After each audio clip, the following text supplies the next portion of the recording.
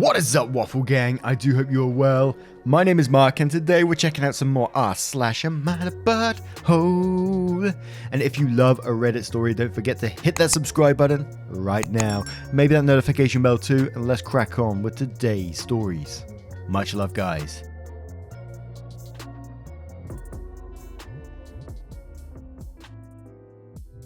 Now, this first story was a request over on Twitter, and it now follows with an update as well. And before we do get into it, I just want to mention there's infertility issues mentioned within the post. So if you want to use the timestamps, please feel free to do so. That's what they're there for. Thank you. From a throwaway account titled, "Am I the arsehole for calling out my kid's future stepmom for treating me like a surrogate? I, 29 female, dated a guy, Joe, 30 male, for 3 months. Before he left me to go back to his ex, Kim, 30 female. Right after we broke up, I found out I was pregnant, and now I'm at 24 weeks. I let him know, and he was ecstatic. Turns out his girlfriend had fertility issues, and would likely never be able to get pregnant naturally, and he has always wanted to be a father. Getting back together was out of the question for both of us, so he's still with his girlfriend. Joe was only allowed at the initial appointment because of COVID-19, and we found out that I was having twins.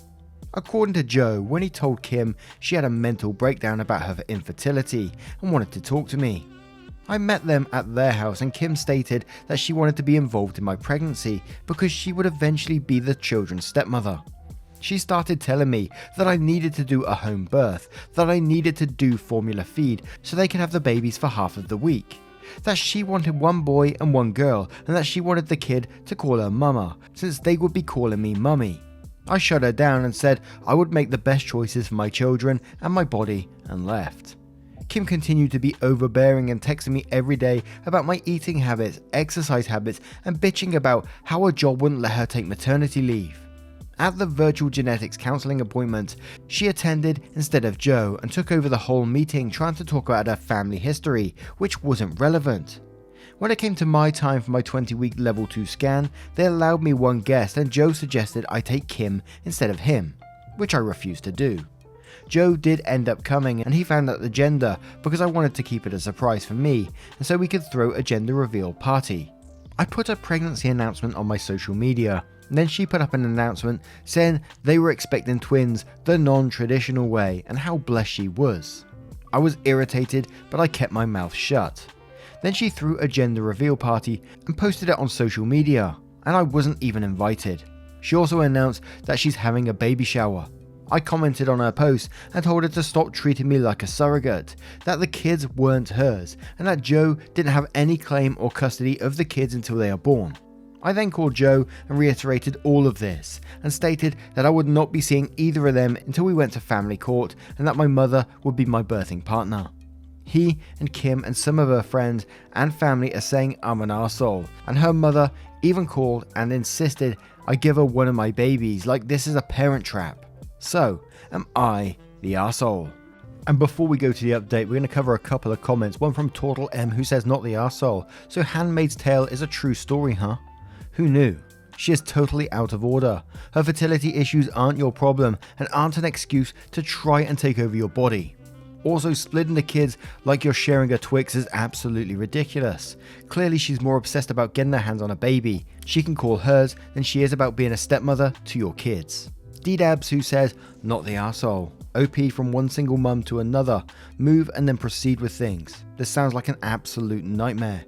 Move to the state where you want and then file for custody.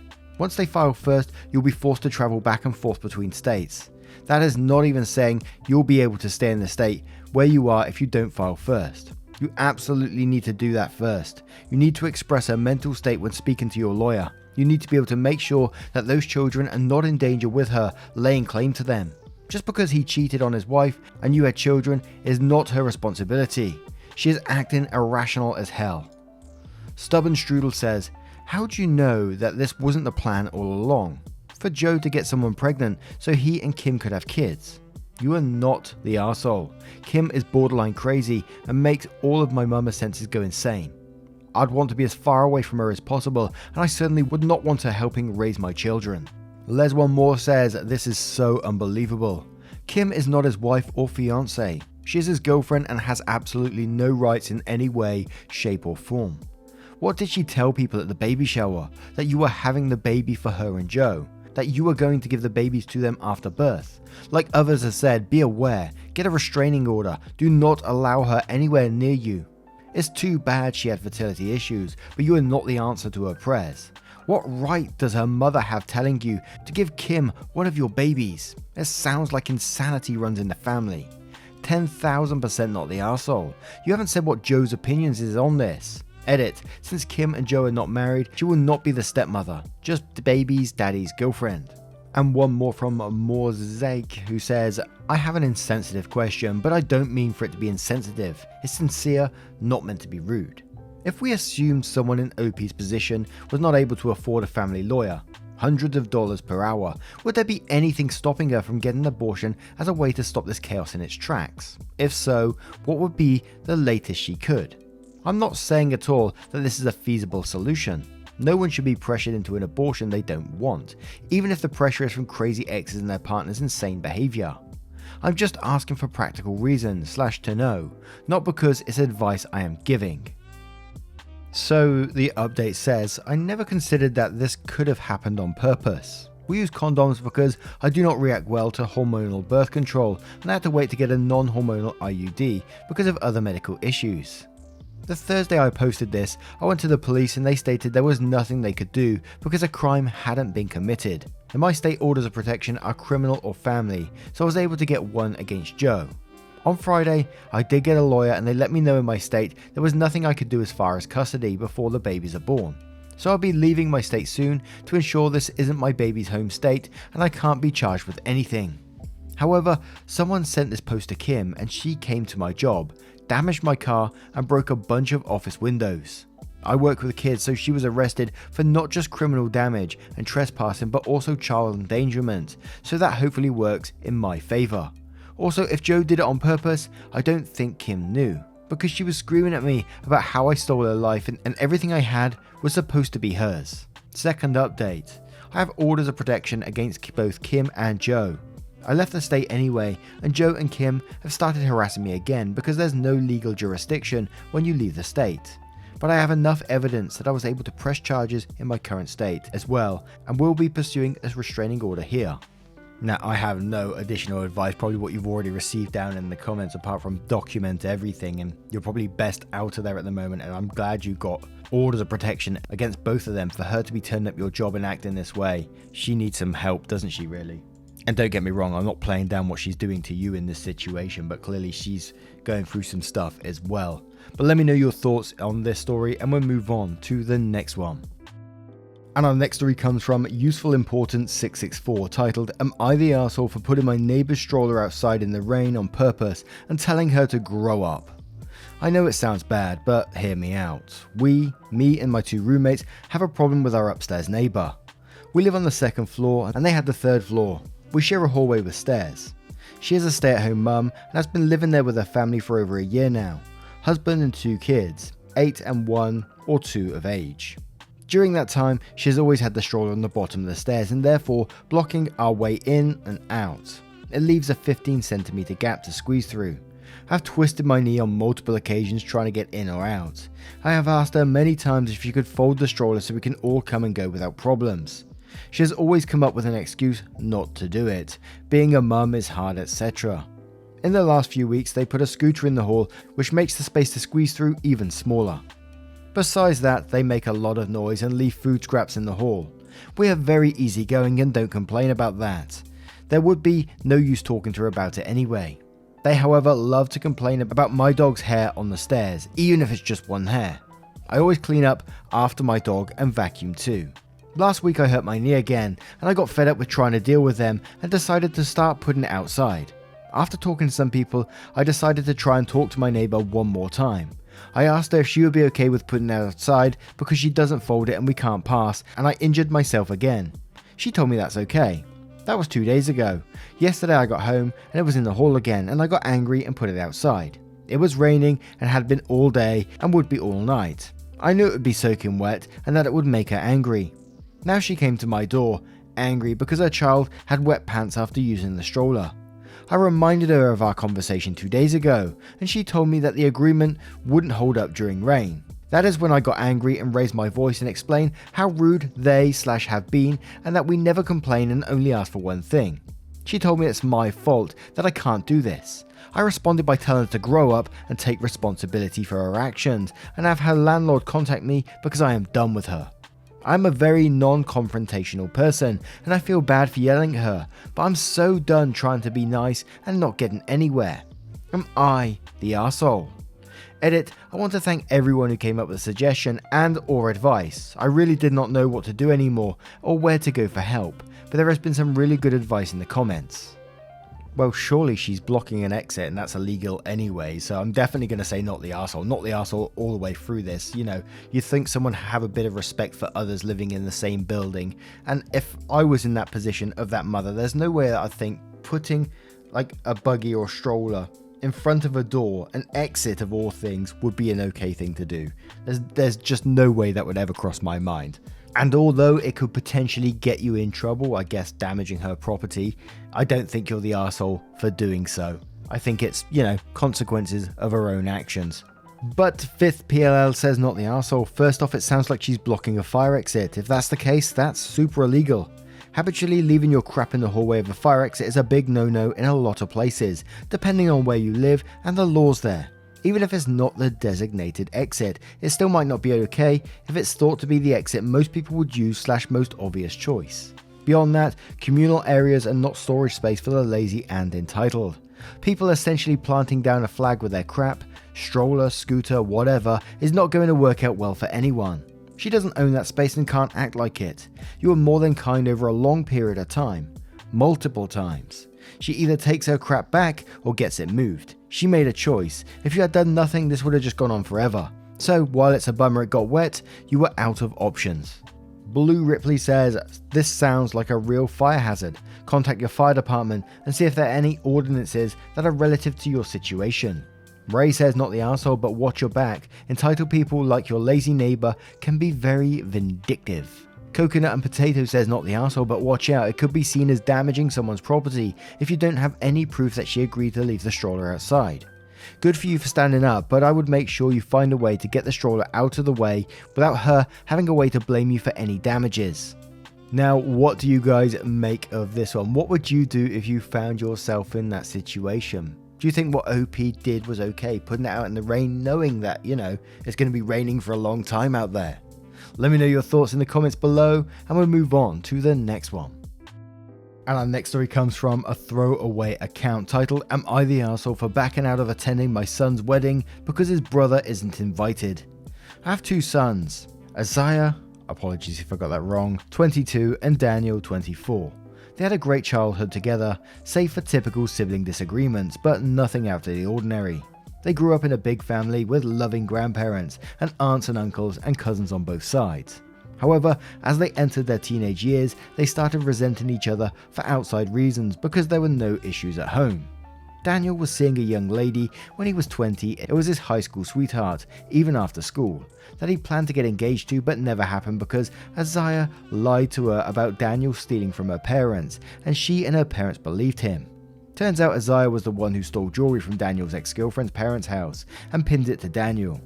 As a result, her parents filed a police report on Daniel, and Daniel suffered from the lie Isaiah told to get back at him for selling his bike that originally belonged to Daniel. They were both legally adults when this happened and were told to stay out of their conflict, but we couldn't help but get caught up in the middle. Eventually the boys stopped seeing or talking to each other. Daniel lives in a rental apartment while Isaiah is still in college. Both boys are in contact with me and the family.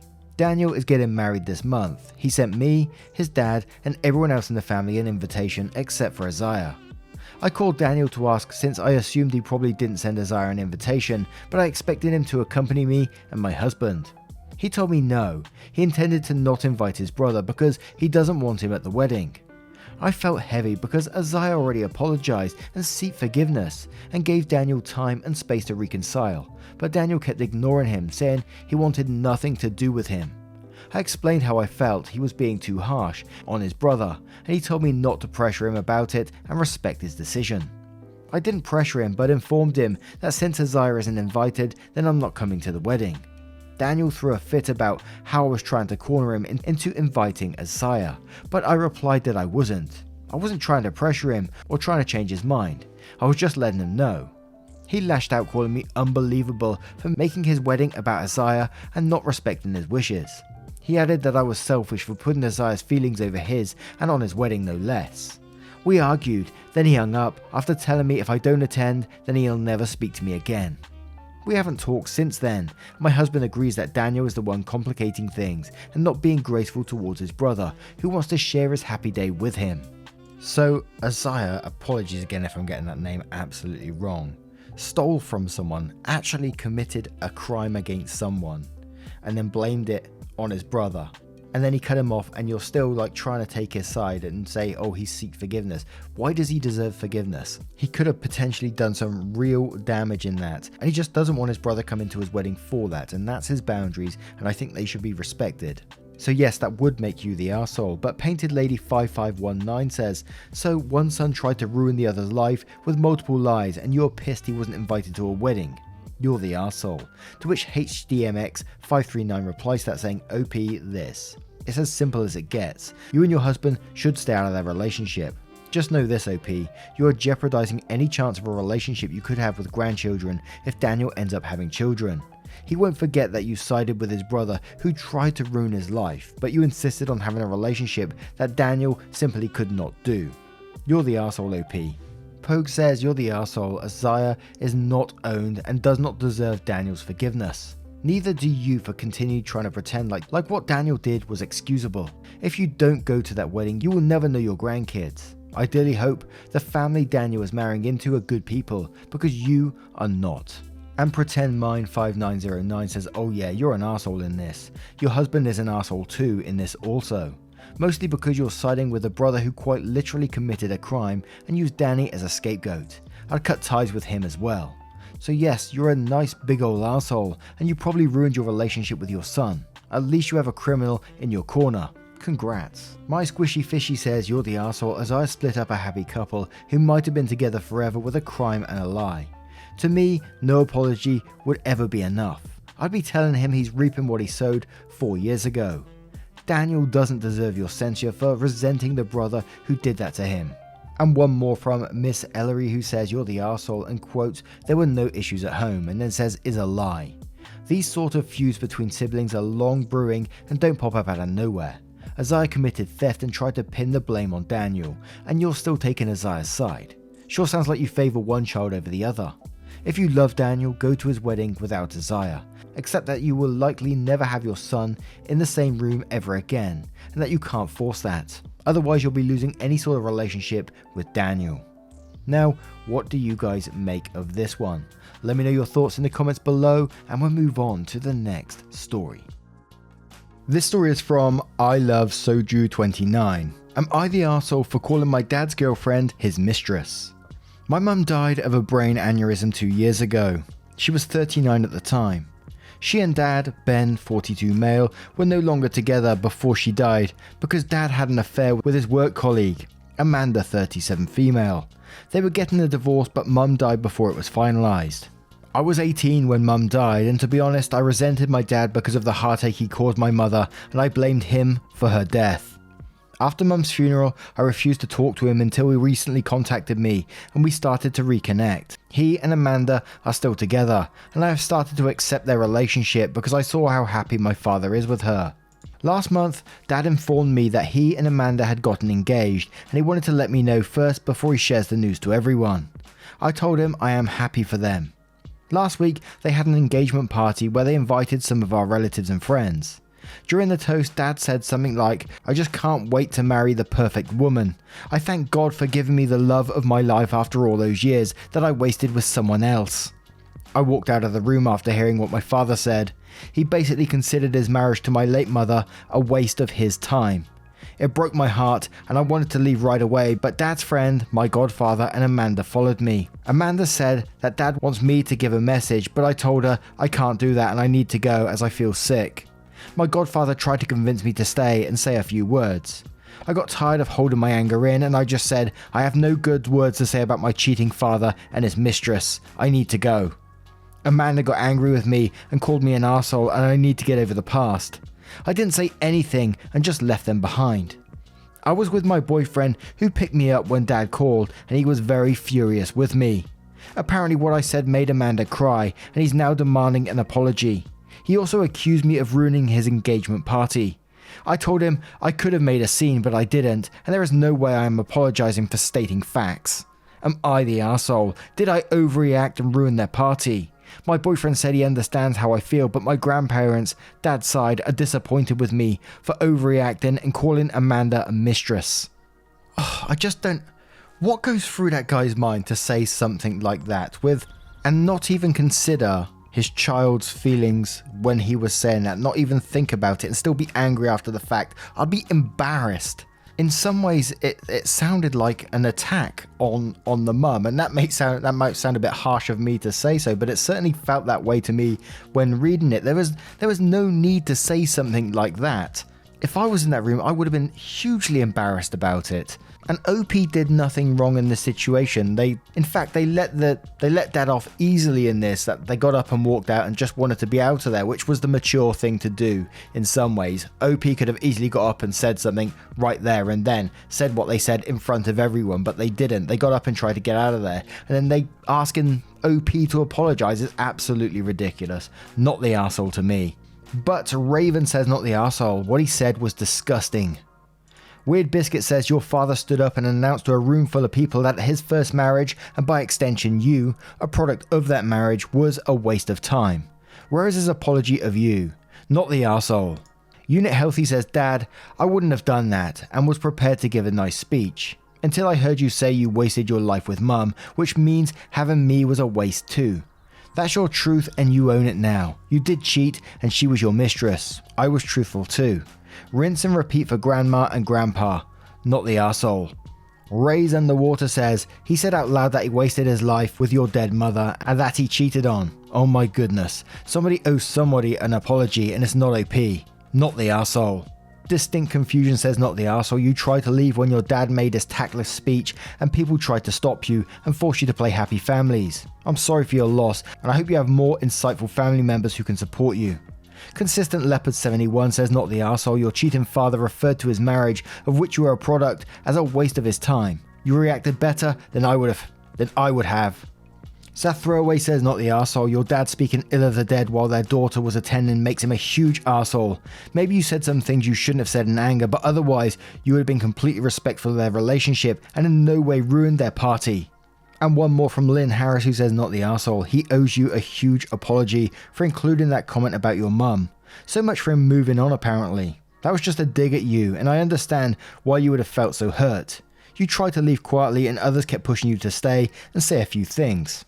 I think you should have said something. Thanks for that, Dad. Apparently I must have been a waste too. That's how I would feel if I heard those words.